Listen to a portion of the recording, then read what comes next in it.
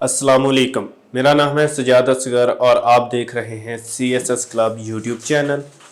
और हम अपनी जो करंट अफेयर की जो 2020 की सीरीज़ है उसको आगे बढ़ाते हुए आज का जो मंथ है वो हम डिस्कस करेंगे जुलाई को।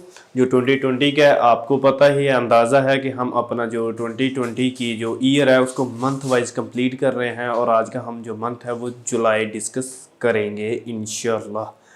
तो सबसे पहला जो पॉइंट लिखा हुआ है वो ये है कि फर्स्ट वुमेन 3 स्टार जनरल जो वो पाकिस्तान आर्मी के अंदर 3 स्टार जनरल जो वो पहली हिस्ट्री के अंदर पाकिस्तान की हिस्ट्री के अंदर वो पहली खतून है जो इस ओहदे तक पहुंची हैं, उनका नाम क्या है।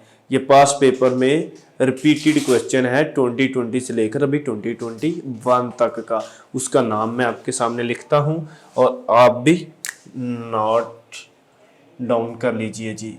उसका नाम है निगार जौहर। ठीक है, ये वो पाकिस्तान की पहली वूमेन है जो इस ओहदे तक पहुंची है अब तक। सो नेक्स्ट पॉइंट है जी मिनिस्ट्री फॉर ह्यूमन राइट्स। तो इसका एक तो ये आपने याद रखना है कि इसकी इस वक्त जो फेडरल मिनिस्टर है जिसके अंडर ये मिनिस्ट्री है उसका नाम क्या है। तो उसका नाम है डॉक्टर शीरी मज़ारी। डॉक्टर शीरी मज़ारी, ठीक है, ये इनका नाम है। शुरू से ही PTI की जब से गवर्नमेंट बनी है तो इनके पास यही होता है जिस पे ये काम करती आ रही है।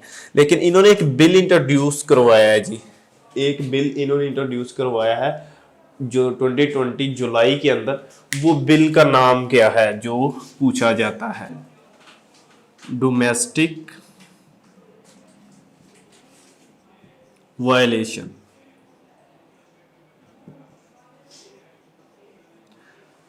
Domestic violence.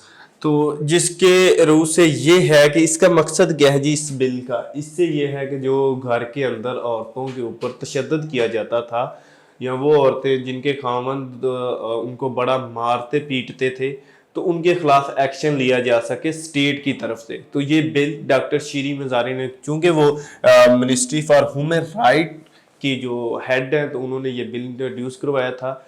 तो ये एक तो ये भी आपने याद रखना है कि मिनिस्ट्री फॉर ह्यूमन राइट्स का जो हेड क्वार्टर है ना वो इस्लामाबाद के अंदर है। और इस्लामाबाद में आपको पता है जी कि कौन सी हिल्स है वहाँ पे?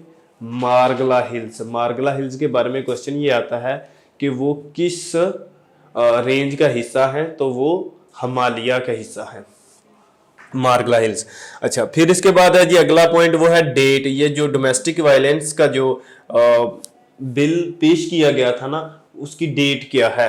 तो लिख लें आज आप जी 8 जुलाई 2020। ठीक है, ये पॉइंट हो गया आपका क्लियर। नेक्स्ट पॉइंट है जी guard of honour to Kashmiri शहीद जो लोग हैं कश्मीर के, जो उनको गार्ड ऑफ ऑनर पेश किया गया है किसकी तरफ से? तो आजाद जम्मू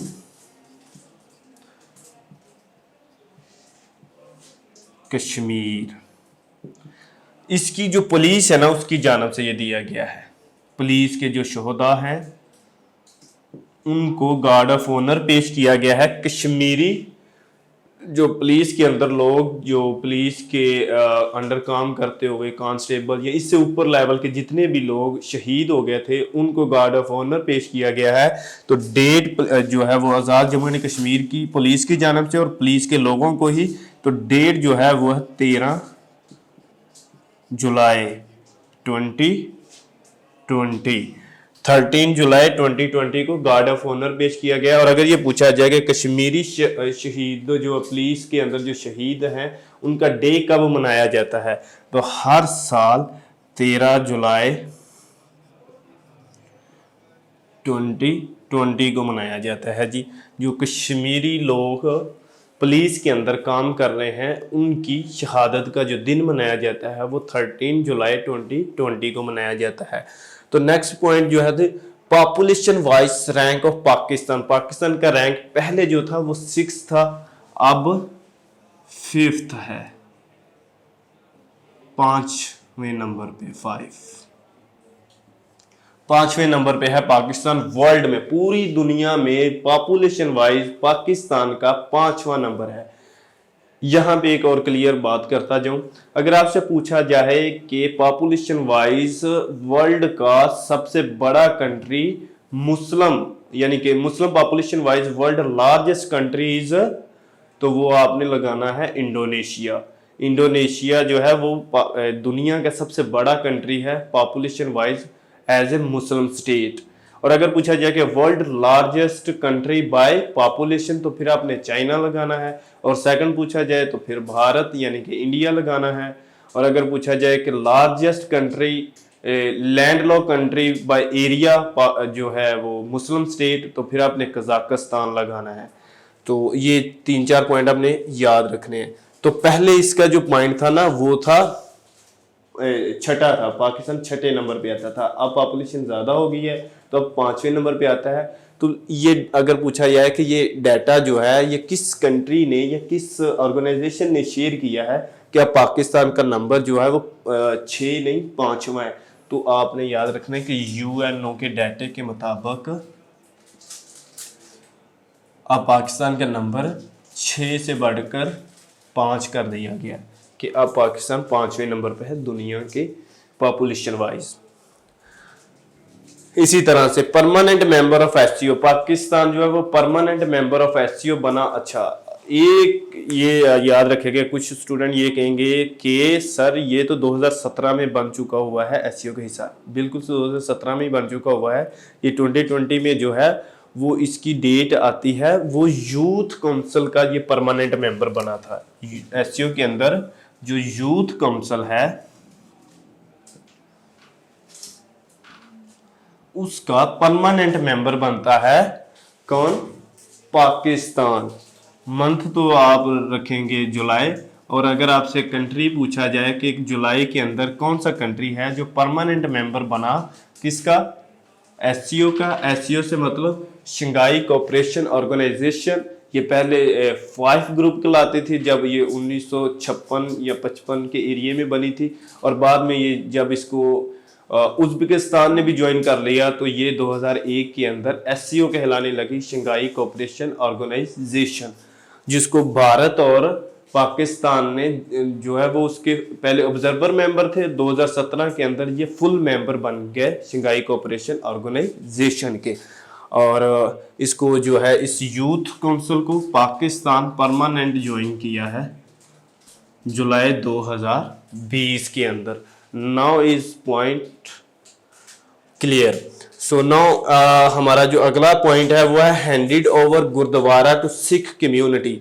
एक गुरुद्वारा था पाकिस्तान के अंदर, उसको बलूचिस्तान की जो गवर्नमेंट है उसने सिख कम्युनिटी के हवाले कर दिया। पहले वो पाकिस्तानी गवर्नमेंट के अंडर, यानी कि बलूचिस्तान की जो गवर्नमेंट होती थी उसके अंडर होता था, फिर उसको सिख कम्युनिटी के हवाले कर दिया गया।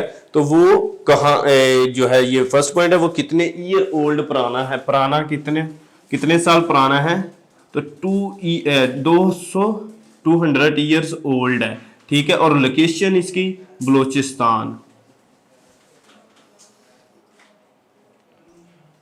बलूचिस्तान के अंदर ये गुरुद्वारा था जो कि सिख कम्युनिटी को दे दिया गया है। अगर आपसे डेट पूछ ली जाए तो आपने डेट भी लिख देनी है जी, 22 जुलाई 2020 को ये हैंड ओवर कर दिया गया है सिख कम्युनिटी को। सो ये आपने याद रखना है जी। फिर according to NTI Pakistan rank, तो एनटीआई का मतलब यह है कि न्यूक्लियर थ्रेट इन्फ्लेशन जो है उसके मुताबिक जो पाकिस्तान का रैंक कौन सा है, यानी कि न्यूक्लियर थ्रेट, यानी जो न्यूक्लियर पाकिस्तान चूंकि न्यूक्लियर पावर है यानी एटम बॉम्ब है इसके पास, तो इसका थ्रेट है जी, ये इसको क्या कर देगा, वायरल कर सकता है, दूसरे कंट्रीज को दे सकता है।